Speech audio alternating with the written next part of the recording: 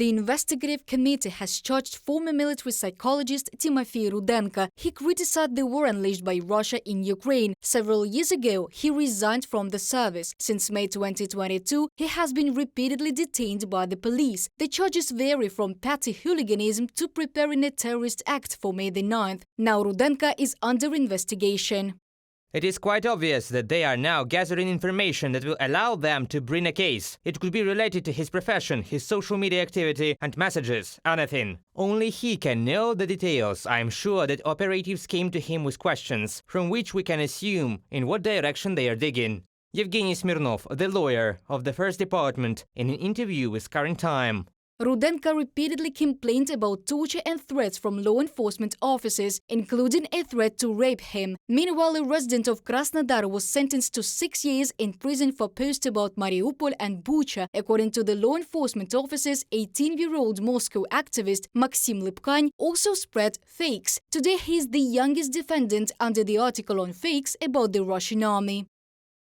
Imagine that as soon as you turn 18, you are put in a detention center for your views, opinions, and the expression of those opinions. You had plans for the near future, for a much more distant future, and it all just falls apart. It is very hard for him, and not only for him, for any young man it would be hard.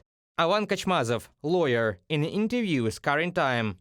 In March 2023, the Human Rights Project Memorial recognized the activist as a political prisoner. In June, Maxim was awarded the annual Boris Nemtsov Prize for courage in defending democratic rights and freedoms. At the moment, Maxim's case is still under preliminary investigation. The regime continues to hunt down arsonists of military enlistment officers. For example, a turner from the Amur region was sentenced to 1 year and 8 months in a penal colony for attempting to set fire to a military recruitment center, and in Izhevsk, the court sent a 19-year-old boy to a pre-trial detention center for setting fire to a relay cabinet on the railway.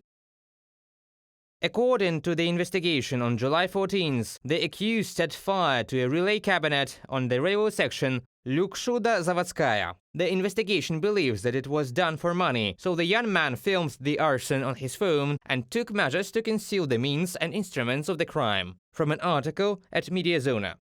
The so-called attackers are being sought out in various ways, monitoring social networks, checking denunciations, detention at protests, and actively using the facial recognition system. Early on July the 4th, the European Court of Human Rights issued a ruling explicitly condemning the usage of facial recognition by Russian police against dissenters from the regime. OVD Info is aware of almost 600 cases of the usage of facial recognition system against dissenters, 141 of which were for preventive detention.